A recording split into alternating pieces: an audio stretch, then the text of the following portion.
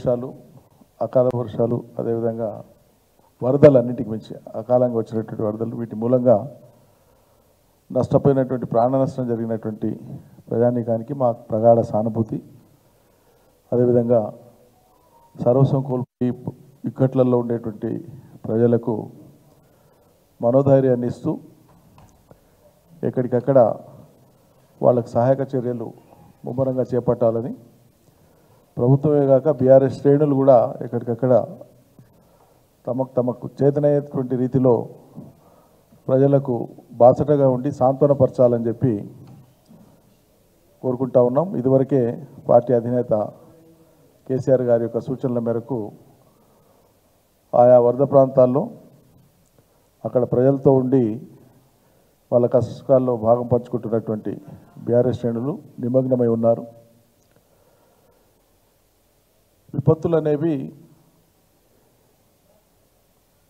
అవి మానవ ప్రమేయం లేకుండా జరిగేటువంటివి విపత్తులు. కానీ ఏదైనా విపత్తు జరిగినప్పుడు అందుబాటులో ఉండేటువంటి ఆధునిక సాంకేతిక పరిజ్ఞానాన్ని కానీ ప్రభుత్వ యంత్రాంగాన్ని కానీ మనకు ఉండేటువంటి సర్వశక్తుల్ని ఉపయోగించి ఆ విపత్తులలో ఆస్తి నష్టం, ప్రాణ నష్టం వీలైనంత వరకు జరగకుండా, ఎక్కడైనా దురదృష్టవశాత్తు అనుకోకుండా ఏదైనా జరిగితే దాన్ని పూర్తిగా ఆదుకోవడం కోసం, అటువంటి వాళ్ళకు బాసటగా నిలవడం కోసం ప్రభుత్వాలు ముందు చూపుతో పనిచేయాల్సి ఉంటుంది, మానవీయ దృక్కోణంతో పనిచేయాల్సి ఉంటుంది. ప్రచార ఆర్భాటాలకు పోకుండా ప్రజలకు మేలు జరగాలనేటువంటి తలపుతో పనిచేయాల్సి ఉంటుంది. దురదృష్టం ఏంటంటే రాష్ట్ర ప్రజలందరూ కూడా గమనిస్తూ ఉన్నారు, దేశంలోని ప్రజలు కూడా గమనిస్తున్నారు, చూస్తున్నారు. వాతావరణ శాఖ అదివరకే స్పష్టంగా ప్రకటించింది ఏ మోతాదులో ఏ ప్రాంతాల్లో వర్షాలు రాబోతున్నాయనేటువంటిది. తుఫానుగా మారిన పరిస్థితిని కూడా ముందే వాతావరణ శాఖ వెల్లడించింది. మనం అప్రమత్తం అయి ఉండాలి ఎప్పటికప్పుడు. వాళ్ళు సాధారణంగా పిచికారీలు చేసేటువంటి రైతులు సైతం తమకు ఉండేటువంటి ఫోన్లలో వాతావరణ శాఖ ఇచ్చేటువంటి సూచనలు పాటించి ఈరోజు పిచికారీ చేస్తే వాన వస్తుందా, ఎంబడే వాన వచ్చి కొట్టుకపోతుందా అని ఆ మాత్రం జాగ్రత్తలు తీసుకొని పిచికారీలు చేసుకునేటువంటి స్థాయికి రైతాంగం ఎదిగారు. కానీ ఇన్ని రకాలుగా వాతావరణ శాఖ చెప్పినా తుఫాను భీకరంగా వస్తుంది, దాని ప్రభావం ఉంటుందని తెలియజెప్పినా మొదటి 2 రోజులు మనం చూస్తే ముఖ్యమంత్రి కానీ మంత్రులు కానీ ఎవరు కదలరు. మొదటి 2 రోజులు అసలు కదలరు. 2 రోజుల తర్వాత వారు చేసినటువంటి ఘనమైన కార్యం ఏంటంటే ప్రెస్ నోట్ రిలీజ్ చేసి టెలికాన్ఫరెన్సు, ఆ టెలికాన్ఫరెన్స్కు రిలీజ్ చేసిన ప్రెస్ నోట్లో కూడా ఏముంటుందంటే సీఎంఓ నుంచి వచ్చిన ప్రెస్ నోట్లో అందుబాటులో ఉండే మంత్రులతో టెలికాన్ఫరెన్స్ అని ఉంటుంది. వ్యక్తిగత సమావేశానికైతే అందుబాటులో ఉండేటువంటి వాళ్ళతో సమావేశం అనడం సముచితం. కానీ టెలికాన్ఫరెన్స్ రాష్ట్రంలో ఏ మారుమూలలో ఉన్నా ఎక్కడి నుంచి అయినా టెలికాన్ఫరెన్స్లో మాట్లాడవచ్చు. అందుబాటులో ఉండే వాళ్ళతోనట టెలికాన్ఫరెన్స్. ఇది వాళ్ళ తీరు, వాళ్ళ సీరియస్నెస్. అది ఆ 2 రోజుల తర్వాత కదిలినాకన్నా 3వ రోజు ఏం చేసిండ్రు, పోయినటువంటి ముఖ్యమంత్రి గారు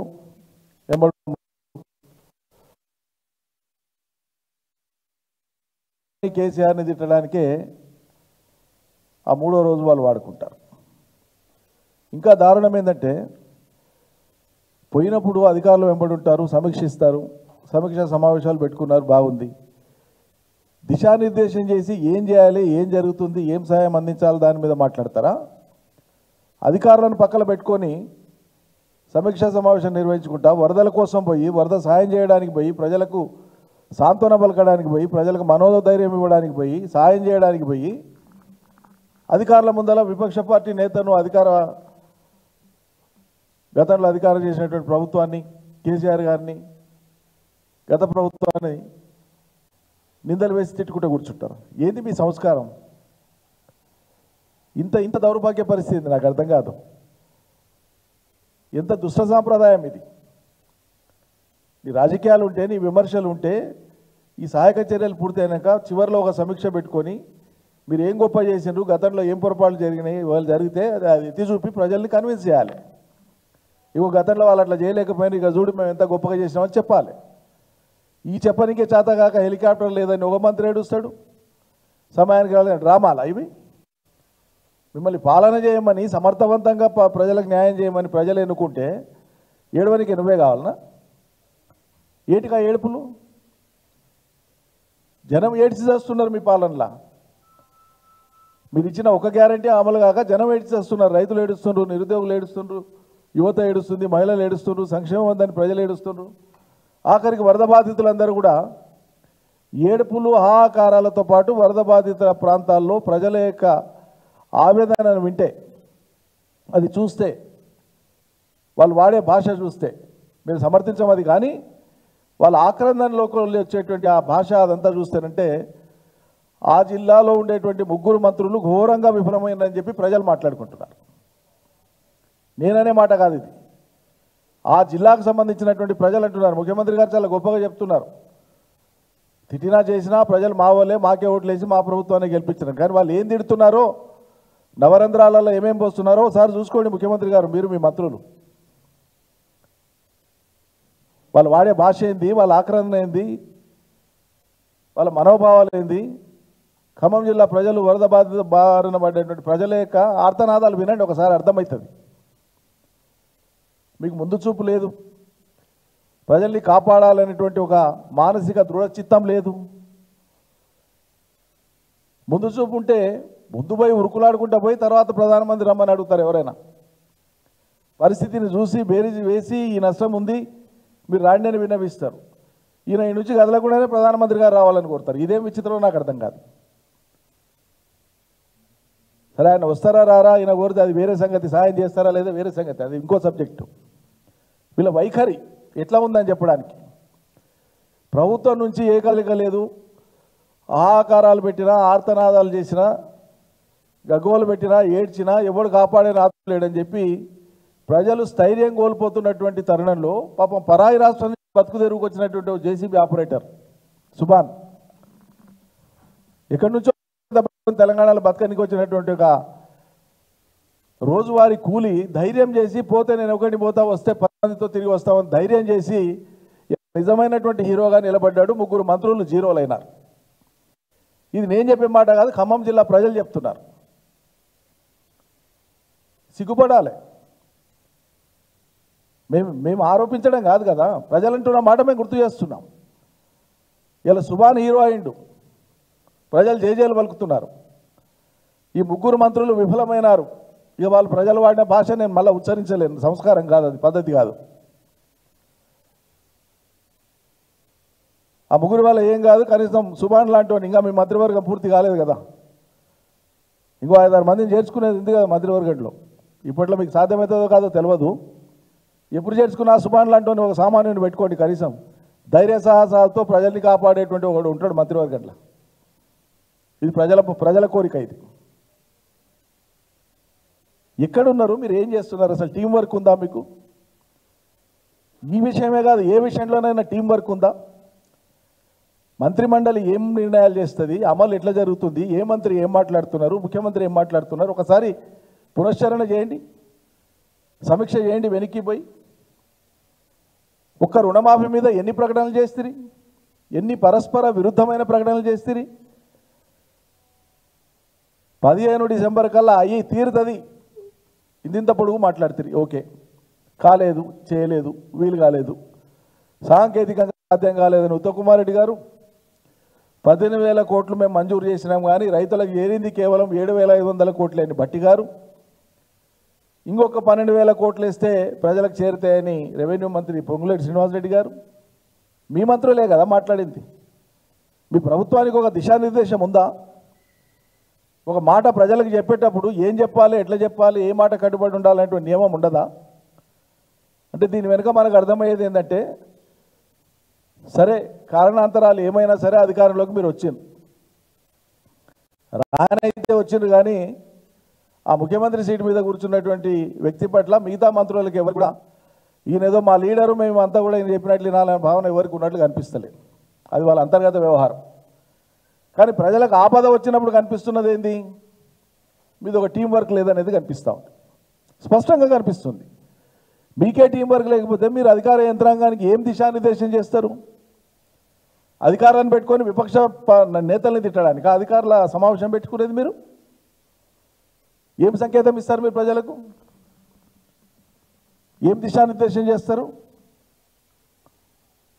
హెలికాప్టర్లా లేదని ఏడుస్తారని నాకు అర్థం కాదు. పెళ్ళిళ్ళు పేరంటాలకు కొనికి హెలికాప్టర్లు వాడుకోనికి వస్తుంది.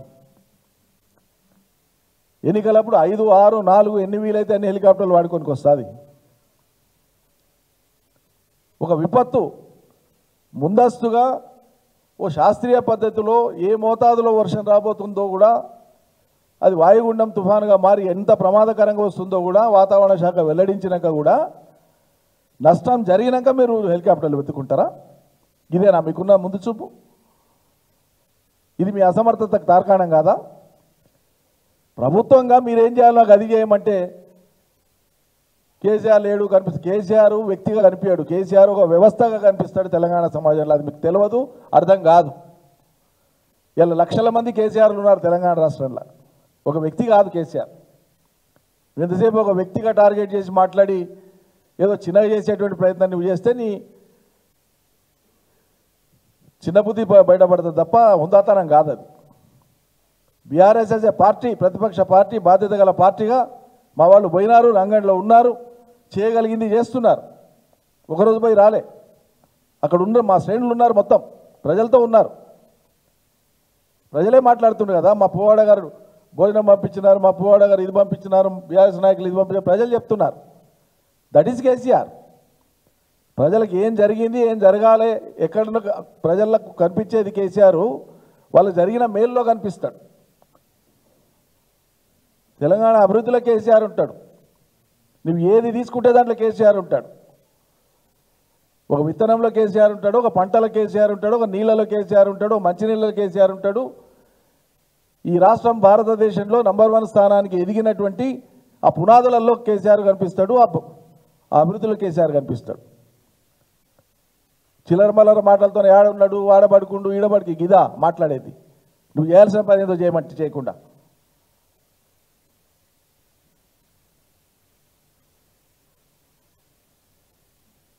తీరా వీళ్ళు పోయి పనిచేయడానికి పోతారంటే వీళ్ళ మీద దాడి చేస్తారా? ఇదా సంస్కారం? ఒక ఆపద వచ్చినప్పుడు ఎట్లుండాలి? కలుపుకొని పోవాలి. ఇంకా రాణి తలావో చేసి ఏం చేద్దాము, ప్రజలకు చేద్దాం, ఎవరి చేత ఎంత చేద్దామని చెప్పాలి. ఆ ఉదారత్వం ఉండాలి. టీఆర్ఎస్ ప్రజాప్రతినిధులు ఇప్పటికే తమ వంతు చేయాల్సి చేస్తున్నారు. ఇదేం గొప్ప కాదు, ఇది మానవీయ ధర్మం మాత్రమే చేసే పని. అది కూడా నేను స్పష్టంగా ప్రకటిస్తున్నా. కొంతమంది విరాళమని, దాతాలని, దాతృత్వం అని మాట్లాడుతున్నది ఆ భాష సరైనది కాదని కూడా నేను మనవి చేస్తున్నా. వాళ్ళు వెరిఫై చేసుకోవాలి. ఇది మన కర్తవ్యం అండి. నాగరిక సమాజంలో సాటి మనుషులకు ఒక ఆపద వస్తే వాళ్ళకు తోడుగా ఉండడం మన కర్తవ్యం. అంత చేయండి. ఒక పూట భోజనం పెట్టగలిగే వాళ్ళు భోజనం పెట్టండి, ఒక పూట ఆశ్రయం ఇచ్చేవాళ్ళు ఆశ్రయం ఇవ్వండి, ఒక దుప్పటి ఇచ్చేవాళ్ళు దుప్పటి ఇవ్వండి, బట్టలు ఇచ్చేవాళ్ళు బట్టలు ఇవ్వండి. ఆర్థిక స్థితిమంతులు ఉన్న వాళ్ళు మీరు 4 రూపాయలు ఇస్తే ఇవ్వండి. దాని మీద దానం చేసినాం, దాతృత్వము, విరాళం మాటలు అవసరం లేదు. బాధ్యత ఎరిగి మనం చేయాలి. ప్రభుత్వం వచ్చినప్పటి నుంచి చూస్తున్నాం, సంచలనాల కోసం ఏదో చేసేదే తప్ప రేవంత్ రెడ్డి గారి సర్కారు నిర్ణయాత్మకమైనటువంటిది ఏం చేయదు, ముందరికి రాదు. మరి పెద్ద పెద్ద యాక్షన్ టీములు వేసి సంచలనం కోసం హైదరాబాద్ నగరంలో, మరి దీనికి ఎందుకు యాక్షన్ టీములు లేవు? మంది లేరా, మార్పడం లేదా, ప్రభుత్వ అధికారులు లేరా, ఎందుకు చేస్తలేవు? మరి గ్యారంటీలన్నీ పక్కకు పోనికే డైవర్షన్ కోసం చేసేటువంటి సంచలనాలతోన అసలైనటువంటి సాంత్వన ప్రజలకు చేకూర్చకుండా ఈ డ్రామా. ఇప్పుడు డొలతనం బయటపడింది కదా, బయటపడదా పడలేదా? మరి అంత దమ్ము ధైర్యం ఉండి అంత ముందు చూపుంటేనంటే ఇంత నష్టం ప్రజలకు జరగకూడదు కదా. ఇలా 5 లక్షల రూపాయలు, 5 లక్షలు నువ్వు ప్రకటించేది బాబు, ఆల్రెడీ ఉన్నదే. రైతులు చనిపోతే బీమా లేదా? 5 లక్షల రూపాయలు పెట్టలేమా? అమల్లో లేదా? నువ్వు 5 లక్షలకు మించి ఏమి ఇస్తున్నావు కదా చెప్పు. విపక్షంలో నువ్వు 25 లక్షలని డిమాండ్ చేసినావు కదా, నేను డిమాండ్ చేస్తలేనది, నీ డిమాండ్ గుర్తు చేస్తున్నా. వరదలు వచ్చి తుఫాన్లు వచ్చి అకాల మరణాలు సంభవిస్తే, అనుకోని దురదృష్ట ఘటనలు జరిగితే ఆ మరణాలకు 25 లక్షలు ఇవ్వాలని చెప్పి డిమాండ్ చేసింది నువ్వు. ఎలా కాంగ్రెస్ పార్టీ నాయకుడిగా మరి వాళ్ళు ఎందుకు ఇస్తలేవు? బీజేపీ వాళ్ళు ఏదో అడిగితేనంటే, ఎంపీ ఈటెల రాజేందర్ గారు అడిగితేనంటే 8 సీట్లు మీకు వచ్చినాయి, 8 సీట్లు మాకు వచ్చినాయి, చేరి సగం వేసుకొని ఇద్దాం, 25 లక్షలు ఇవ్వండి మీరు, మేము 25 లక్షలు ఇస్తాం. ఇది మాట్లాడతాం. వాళ్ళతో పోటీ ఎందుకే? నీ మాటకి నువ్వు కట్టుబడి ఉండు. రాజేందర్ అలా అడగలేదు, ఎంపీ గారు అడగలేదు, డిమాండ్ చేయలేదు, కొద్దిసేపు పక్కకు పెడదాం. నీ మాట ఏమైంది? నీ డిమాండ్ ఏమైంది? ఆనాటి డిమాండ్ వాళ్ళ ఆచరణాత్మకం కావాలి కదా, మరి అయిందా? వాళ్ళందరూ చూసిందే కానీ మళ్ళీ ఒకసారి చూపిద్దాం. ప్రభుత్వం సర్వం అప్రమత్తమై ఉండ 25 లక్షలు తేంది అది పెట్టు, అందరు చూసి సచివాలయంలో ఏర్పాటు చేయాలి. వాతావరణ శాఖ ఎక్కడెక్కడ అధిక వర్షపాతం కురవబోతుందో వాటిని గుర్తించి చెప్పినప్పుడు ఆయా ప్రాంతాలలో అప్రమత్తంగా అధికారులను నియమించాలి. అత్యవసర సహాయాన్ని అందించడానికి హెలికాప్టర్లను సిద్ధంగా పెట్టుకోవాలి. ఎక్కడైనా నీళ్లలో చిక్కుకుపోయిన వాళ్ళను కాపాడడానికి ప్రభుత్వం సర్వం అప్రమత్తమై ఇవన్నీ చెప్పినావు కదా, మరి ఇప్పుడు ఏమైంది? నేను చెప్పిన మర్చిపోయినావా? పక్కన గుర్తు చేసేవాళ్ళేరా? ఇలా 25 లక్షలు మాట్లాడిందిలే కానీ రాష్ట్ర ప్రజలందరికీ తెలుసు. ఓకే, ఇంకోటి ఏంటంటే దాదాపు 18 లక్షల ఎకరాలలో పంట నష్టం జరిగింది. 18 లక్షల ఎకరాలలో పంట నష్టం జరిగింది. అన్ని వరద ప్రాంతాలలో, ముంపు ప్రాంతాలలో, అధిక వర్షం కురిసిన ప్రాంతాలలో ఆయా జిల్లాల నుంచి మా శ్రేణుల ద్వారా మేము సేకరించిన సమాచారం, ప్రభుత్వం కూడా సేకరించింది కానీ వాళ్ళు బయట పెడతలేరు, ఫిగర్ చెప్తలేరు, తెలియక కాదు. కానీ 18 లక్షల ఎకరాలలో పంట నష్టం జరిగింది. వీళ్ళందరికీ సహాయం జరగాలి, న్యాయం జరగాలని చెప్పి మేము డిమాండ్ చేస్తాం. ఇంకా దురదృష్టం ఏంటంటే కేంద్ర ప్రభుత్వం నిన్నగాక మొన్న మినిస్ట్రీ ఆఫ్ హోమ్ అఫేర్స్ నుంచి డిజాస్టర్ మేనేజ్మెంట్ హోమ్ అఫేర్స్కే ఉంటుంది. డిజాస్టర్ మేనేజ్మెంట్ వాళ్ళు 3 సెప్టెంబర్ నిన్నగాక మొన్న రాష్ట్ర ప్రభుత్వానికి ఒక లేఖ రాసినారు. చీఫ్ సెక్రటరీకి, రాష్ట్ర ప్రభుత్వానికి రాసినటువంటి లేఖ ఇది. మీకు కూడా ఇప్పుడు కాపీస్ ఇస్తాం అందరికీ. ఆల్రెడీ డొమైన్లో ఉంది, పబ్లిక్ డొమైన్లో ఉంది, మీరు చూసే ఉంటారు. బట్ స్టిల్ మీకు కూడా మళ్ళీ ఇప్పుడు అందరిస్తాం. ఎంత దురదృష్టం అంటే చాలా క్లియర్గా రాసింది. 3rd and 4th paragraph, 5th paragraphలో చాలా క్లియర్గా రాసింది. గవర్నమెంట్ ఆఫ్ ఇండియా రాసింది. As reported by state accountant general, అంటే Telangana state accountant general, an amount of rupees 1345.15 crores is available in the state SDRF account as on 1/4/2024 for management of relief necessitated by notified natural disasters including flood. దీని కొనసాగింపు ఏం చెప్తారంటే, state government has not submitted requisite information for release of central share under state disaster response fund SDRF కింద. దీనికి సంబంధించి ఏముంటుందంటే నియమం, కేంద్ర ప్రభుత్వము ప్రతి సంవత్సరం ఏప్రిల్ మరియు అక్టోబర్ మాసంలో వీళ్ళు దాని యూటిలైజేషన్కి సంబంధించినటువంటి డీటెయిల్స్ పంపాల్సి ఉంటుంది. అది క్లియర్గా రాసిండు వాళ్ళు.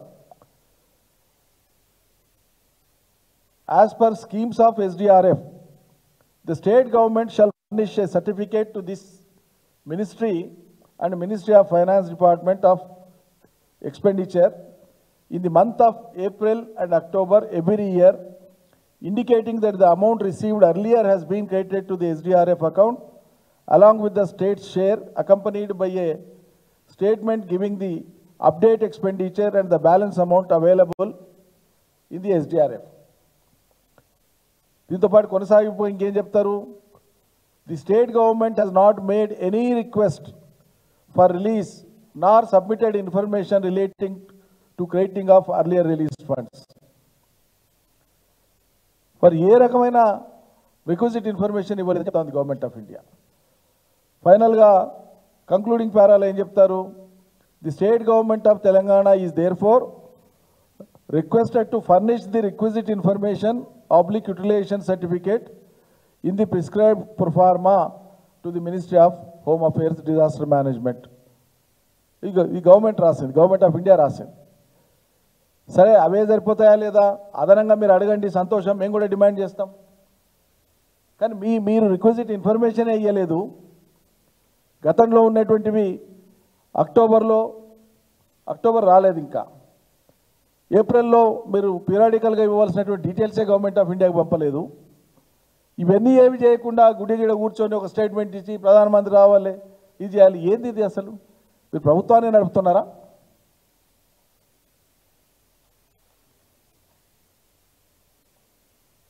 ఊకే డెడికేటెడ్గా ఒక శాఖను పెట్టేసేయండి విపక్షాలను తిట్టనికే. ఇప్పుడు ఆల్రెడీ చేరికల కోసం ఒక మంత్రిని కేటాయించుకున్నారు కదా, రెవెన్యూ మంత్రి గారే చేరికల మంత్రి. ఆయన విపక్షాలను తిట్టడం కోసం ప్రత్యేక శాఖను ఒకటి పెట్టుకోండి. ఈసారి మీ ప్రధాన దృష్టి దేని మీద పెడతారండి? పాలన మీద పెట్టమనే కదా. మాకంటే గొప్పగా చేయమని, మెరుగ్గా చేయమని మీకు ప్రజల అధికారం ఇచ్చారు. మేము చేసిన దానికంటే ఎక్కువ చేస్తామని మీరు ప్రగల్భాలు పలికారు. మేము అమలు చేసిన సంక్షేమానికి రెట్టింపు చేస్తామని మీరు గొప్పలు చెప్పారు. ఎక్కడుంది మరి? ఇదే కదా మీదంతా. తప్పుడు వాగ్దానాలతో ప్రజల్ని ముంచినారు. ముందు చూపు లేక ఈ వరదల్లో ప్రజల ఆస్తుల్ని, ప్రాణాలని, పంటల్ని ముంచేసినారు. ఇది మీ ఘోరమైనటువంటి వైఫల్యం. ఈ ప్రభుత్వాన్ని అంటే మిషన్ కాకతీయలో పనులు చక్కగా జరిగింది. మరి 9 ఏళ్ళు భూగర్భ జలాలు పెరిగినాయా? భారతదేశంలో నెంబర్ 1 అయిందా? ఉన్నాయన్ని, తెగినాయన్ని చెరువులు తెలంగాణలో దురస్తి చేసినాయన్ని. 42% వర్షపాతం పడ్డప్పుడు అక్కడ 1 అర ఏవైనా దిగిపోతాయి, ఆడోటి ఇడోటి తెగుతాయి, సహజం. అది మళ్ళీ గండ్లు వేసుకుంటాం, అది వేరు.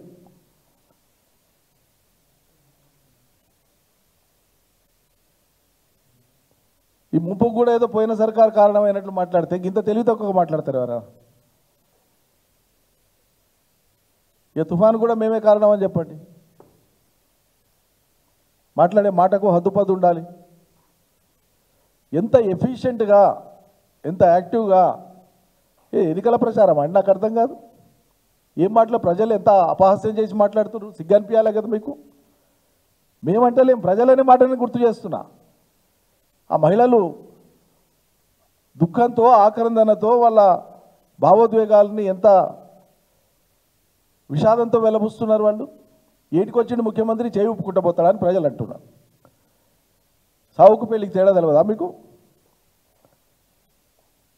మొన్న సమీక్షా సమావేశం పెడితేనే వెనుక పూల డెకరేషన్ పెట్టుకున్నటువంటి వేదిక మీద కూర్చొని మాట్లాడుతుంది. సోయి ఉండదు. అక్కడ పోతేనంటే చేతులు ఊపుకుంటూ పోతున్నారు. చేతులు పనికి వచ్చిన ప్రజలు అంటున్నారు, ఎద్దేవా చేస్తున్నారు. సావుకు పెళ్లికి ఒకటే సన్నాయి నొక్కేది అలవాటు అయిపోయింది మొదటి నుంచి. సన్నాయి నొక్కుడు మీ తాపత్రయం అంతా సన్నాయి నొక్కుడే, విమర్శలు చేసుడే.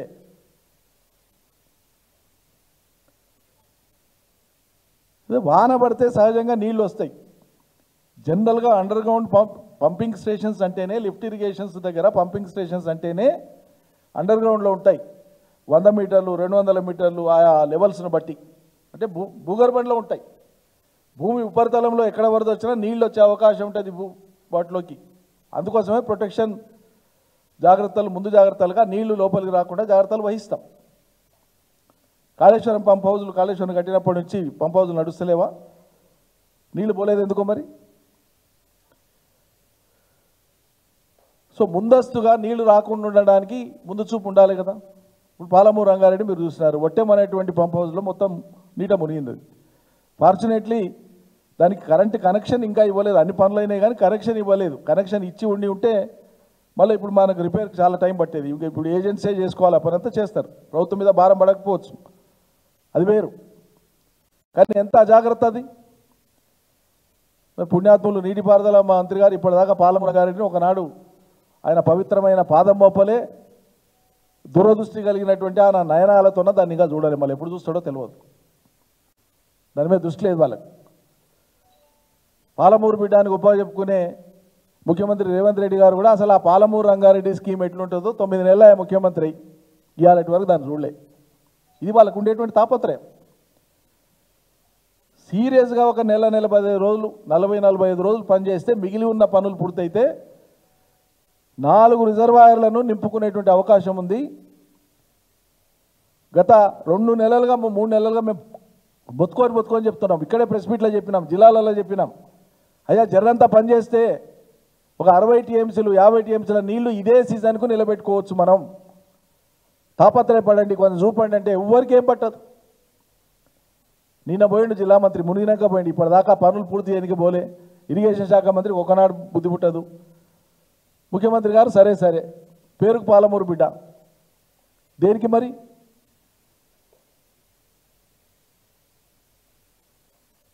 ఇలా కృష్ణానదిలో దుఃఖం అనిపిస్తుంది, బాధ అనిపిస్తుంది. ప్రకాశం బ్యారేజీ దాటి 13 లక్షల పైచిలకు క్యూసెక్ల నీళ్లు పోతున్నాయండి రోజు. ఒక్కరోజు నీళ్ళు అయితే పాలమూరు జిల్లా సస్యశ్యామలం అయితే ఈ రిజర్వాయర్లన్నీ నింపుకోవచ్చు. అన్ని నీళ్ళు కూడా పట్టవు, హాఫ్ డే నీళ్ళు అయితే సరిపోతాయి. ఎట్లా మనసు ఒప్పుకుంటుంది వీళ్ళకి? ఇన్ని నీళ్లు సముద్రం పాలైపోయి ఇవ్వాలంటే వరదలు వచ్చినాయి. సాధారణ వర్షపాతానికే కృష్ణానది పొంగి పొర్లింది కదా, ఒడిచిపట్టుకుందామనే తాపత్రయమే లేదు. మీరు దేంట్లో తాపత్రయం చూపిస్తున్నారు? కేసీఆర్ను తిట్టనికే తాపత్రయము, కేసీఆర్ను తిట్టనికే పోటాపోటీ, కానీ మీరు చేయాల్సిన పనులలో మాత్రం ఎక్కడ తాపత్రయం లేదు, చిత్తశుద్ధి లేదు, ఓ టీం వర్క్ లేదు. సంచలనాలతోన ఇచ్చిన గ్యారంటీలను పక్కకు దోసేటువంటి ఒక చీప్ టాక్టిక్స్ తప్ప ఓ స్థిరమైన సుస్థిరమైన ఒక అభివృద్ధి సంక్షేమ కారకమైనటువంటి గొప్ప ప్రభుత్వాన్ని ఇద్దామనేటువంటి సంకల్పం మీకు లేనే లేదు, మీకు చేతనైతే లేదు. డెఫినెట్గా విఫలమైనరు మీరు. ఇది ప్రజల భావన, మా శాపనార్థం కాదు. ఇది 9 సీట్లు ఇచ్చిన ఖమ్మం జిల్లా ప్రజలు మీరు పొంగిపోతున్నారు, కానీ ఖమ్మం జిల్లా ప్రజలు మొత్తానికి మొత్తం ఇవాళ మేము ఏం పాపం చేసుకున్నాం, ఇంత పాపం చేసుకుంటే కదా మీకు సీట్లు ఇచ్చని ఇవాళ వాళ్ళే గగోలు పెడుతున్నారు. ఈ కళ్ళ ముందు సాదృశ్యమైనటువంటి చిత్రమే ఇది. మేము అభూత కల్పన కాదు, లేని మేము ఒక్క మాట కూడా చెప్తలేము. ఇప్పటికైనా ఇవన్నీ బంద్ పెట్టి నిర్మాణాత్మకంగా ఏం చేయాలన్న దాన్ని దృష్టి పెట్టి, మీకు తిట్టడానికి ఇంకా అంత కుతూహలం ఉండి ఇంకా మేము తిట్టుకుంటూనే ఉంటామంటే దానికి ప్రత్యేకంగా ఏదైనా వ్యవస్థ ఏర్పాటు చేసుకోండి. కానీ ప్రభుత్వ వ్యవస్థలు మాత్రం పనిచేసేటట్లు, ప్రజలకు సాంత్వన జరిగేటట్లు, సహాయం జరిగేటట్లు ఈ 5 లక్షలు పక్కకు పెట్టేసి మీరు ప్రకటించిన గతంలో డిమాండ్ చేసిన విధంగా ప్రజలకు ఎక్స్గ్రేషియా ప్రకటించి పంట నష్టానికి మొత్తానికి కూడా సంపూర్ణమైన అంచనా వేసి రైతాంగానికి కేంద్రం ఇయ్యలేదనో ఇస్తుందనో దాన్ని ఆ నెపం చెప్పకుండా రాష్ట్ర ప్రభుత్వంగా మీరు ఏం చేస్తారో చెయ్యండి. That is our demand. Thank you.